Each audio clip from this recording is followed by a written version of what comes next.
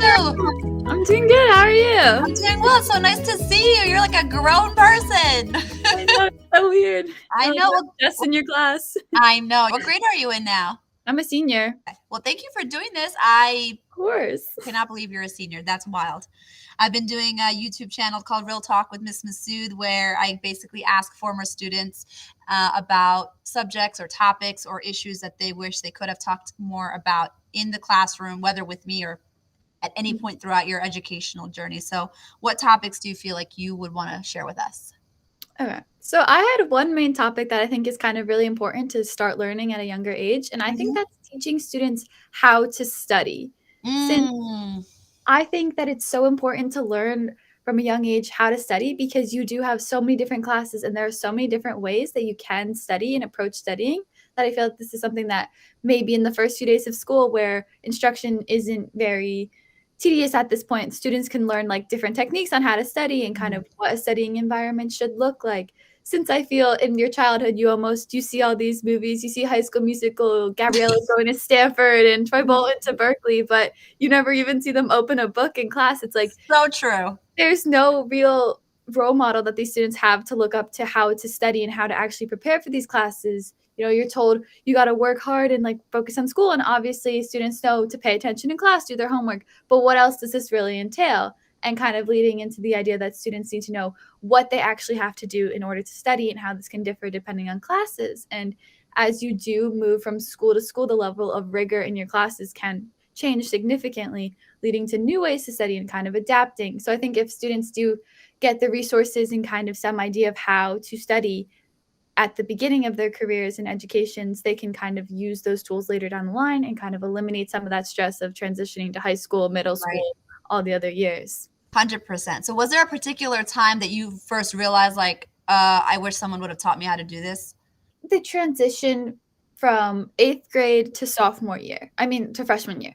Since going into high school, the 8th graders, I think that a lot of times the classes are not at all the level of rigor that honors classes can be at the high school. So that was kind of a big transition for me, especially going to honors biology, which is said to be one of the hardest classes in the school. So I think kind of just for that, I needed to learn, I'm not doing too well on this at the beginning. How can I learn? How can I improve? And kind of seeing what worked for me. And I knew that I had to read the textbook and I had to go back and do extra practice.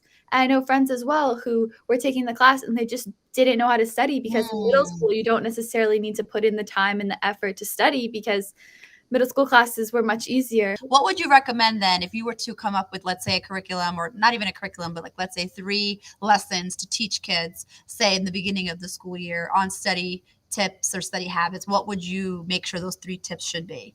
What I really want to focus on is that students are getting exposed to the different types of studying in different classes as well.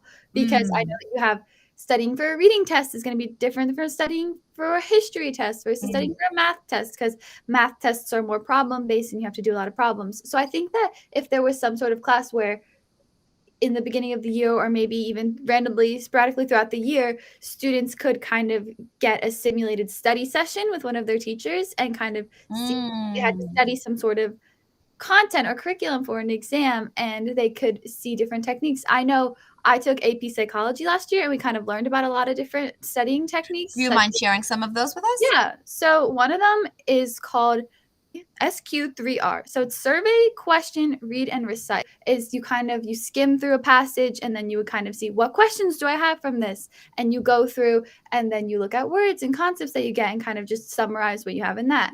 And there's also, we talked about like Cornell Notes and kind of how you can list your terms on the side and then do a summary in the end, and different techniques like that. Some students do find themselves working well with those because they have structure, they have a function, they can like see how the term correlates with what's in the other side, the other column of the sheet. Whereas some students, I know myself, I would rather just kind of, when I'm studying for a memorization-based test, I'd rather just write down everything, and by writing it down, I get that in my head. So I think kind of, since there are students who are more like visually or auditory learners, kind of exploring those facets of learning and studying and seeing how, by what kind of person they are and exploring how they learn, they can learn how to study as well, since they can see what really applies to them. It'd be interesting to see how a student who is putting in the work but might not know how to study versus a student who just doesn't really know what they're doing, just needs a little bit of guidance would do, and kind of compare those students and see how they end up in the program with.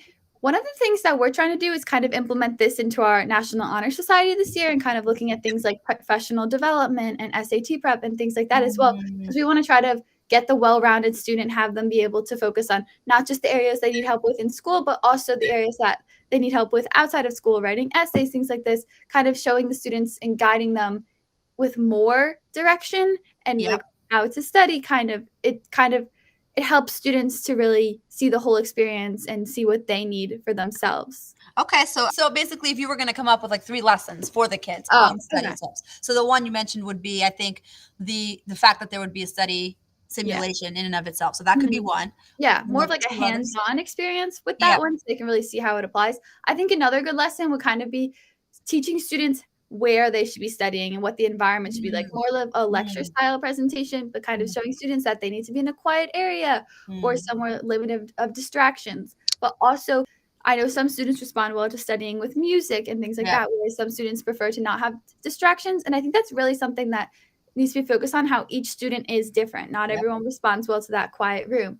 So, kind of teaching students all of the different options in one lesson, different study techniques, like I mentioned before, with different note styles or note sheets and things like that, kind of just giving them all of the possible options, which at the time can probably seem a little bit overwhelming. But since Mhm. they do have so many options, they can try many different things. Yeah. So, like, say some students like using flashcards, whereas some students can just look at their note sheets and then they absorb the information. Kind of just seeing what the student needs and kind of teaching them all these tips. And of course, things like drinking lots of fluids and getting a good night's sleep the night before, Yep. all of the routine basics, since I think it's really important that students know how to study and how to learn Yep. properly in And school. that probably could be spread out among several lessons and Yeah. several months. I Mhm. almost envision the public library, because the library, I always appreciated, there's a space where you can go if you're working with a group. There's a space you can go if you are working with a smaller group. There's a space you Right. can go if you want to be, near others, but it has to be quiet. And then there's the quiet room where nobody else is in Mhm. there and you're just locked away with no noise. So that's kind of indicative of the levels of learners we do have. Now, you are obviously a motivated student.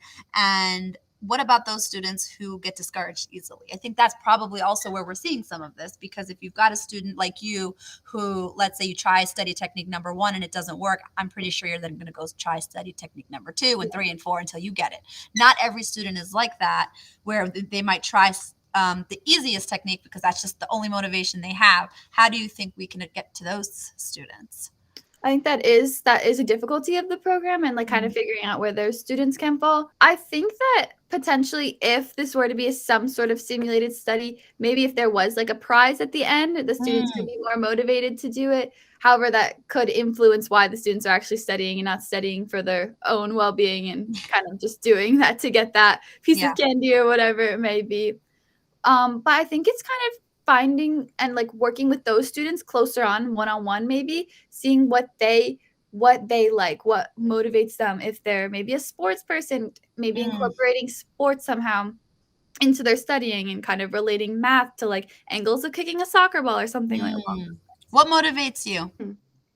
I think a lot of my motivation kind of just comes from inside of me since I don't know, I don't really have any siblings or like anyone else really to compare it to, which I think kind of makes me seem like, can I be better than the past version of myself? And kind of just competing with myself Mm. along the lines to see if I can get smarter or if I can learn more than I used to be able to do, which at times can be a little bit frustrating. If, say, I was smarter my freshman year than I am now, that can be a little discouraging to me. But Mhm.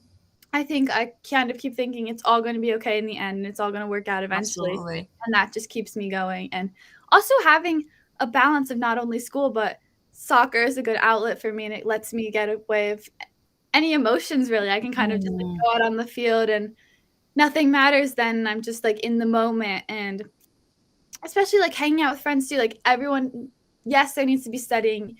You need all of these different things for college, but you also have to find that balance too. Something Absolutely. that I think should also be incorporated in the study program. Required for you to play soccer, or is there like a grade point average that's required? The students want to maintain, I think it's around a 3.5, somewhere around there. Okay, so that is something to be considered for Mhm. anyone that also wants to play a sport.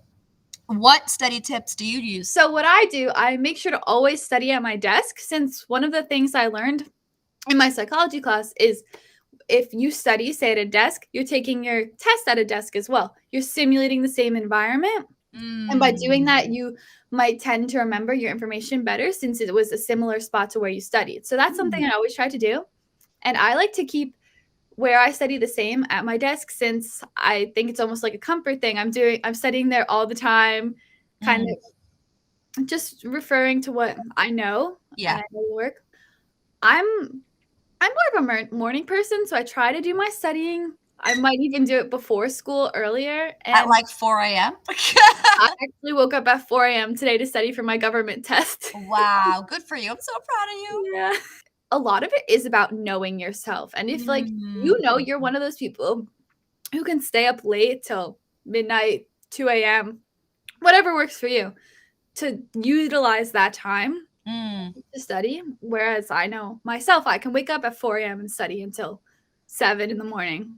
And then you also have soccer probably after Mhm. school, so it's probably easier for your schedule. Yeah, I have school and then I have track practice for an hour, and then I come home and I have this little gap in between that I try to get my homework done in, and then I go to my soccer practice. So it's like, do I really want to come home and study late at night? I'd rather just come home, get my good nights of sleep, and then wake up in the morning and study, something like that. So that's Now, what works for me. also you guys now have so many tools just on your computers, Yeah, and of do you course. find that more helpful, or do you still kind of find the more tangible tools more helpful? I find that I need to be a pencil paper kind of girl. I need to write my information down on paper, because for me, simulating the writing, I'm going to be writing on the test as well. So I think that kind of helps me. When I am studying and writing my information down, I can remember on the test, oh, I wrote that fact on like the front page, like near the top. And that helps me to remember. For sure. So that's for me. But if it was like a typing test or something like that where I was doing the test online, I might use Quizlet instead, because then I can be typing the definitions, typing the terms at the same time, and then I'm going to take that test. Oh, it's a similar idea, the same kind of format and program. How do you prevent yourself from getting distracted? I think one of the big distractions nowadays is the phones. And one of the things I bought myself to kind of eliminate the phones, I bought a phone jail actually. So I can put a little lock and lock my phone up, and then I can unlock it whenever I'm done studying. So I try to use that sometimes. You can unlock it whenever you want, right? Yeah, but I try to leave the key by the little jail that's like outside of my room, so I can't use it. And I also think, what am I gaining by using my phone right now when I could be learning? And I think I kind of just look at my priorities and where they lie. Do I want to be learning in my physics class, or do I want to be looking at Instagram on my phone? Like, what outweighs? And I think that's kind of how I tend to think nowadays, which kind of has changed, because you didn't used to have the option to like play games on your computer if you really wanted during school. It's like something that you really have to have the resilience for. And this is why, I think this is why it's so tough, because as it is, I think it's tough to have the discipline for study skills, because study skills are something that you really have to have discipline for, and you are going to be your own boss. No one's going to really know if you're comprehending what you're reading. No one's going to really know if you're going too fast or too slow, but you kind of do know. You do know yourself. So I do think that it's such a great point you're bringing up, because it's never too early for kids to start developing and practicing, because it's a habit. Yeah. It's a habit, like soccer, like any muscle that you're strengthening, you have to do it over and over and over again. I try to remember now that kids now are also contending with a whole lot more distractions than I would have had to, right? And it's all the time. So like whether it's their games or their friends texting, or you know better than I do. So I think I think the phone jail is a great idea. Now $8. I recommend. That's awesome. And are most of your assignments online? Yeah. Pretty much all of my assignments are online, except I take an organic chemistry class, and you have to do a lot of writing for that. So that's by pencil and paper. But the majority of like all of my assignments are through Google Classroom nowadays. So yeah, the computer's always there. Has that impacted your stamina at all as a student? Like, do you feel like you have technology fatigue at all? Like, does it make you more tired? Does it make you less focused? Or do you feel like you're generally unimpacted by that? I did go last year when we were hybrid Hmm. in person, Okay. and I remember, like, every day I would get home because I would be on my classes still at my computer in school Right. since I had to go to Google Meets, Yeah.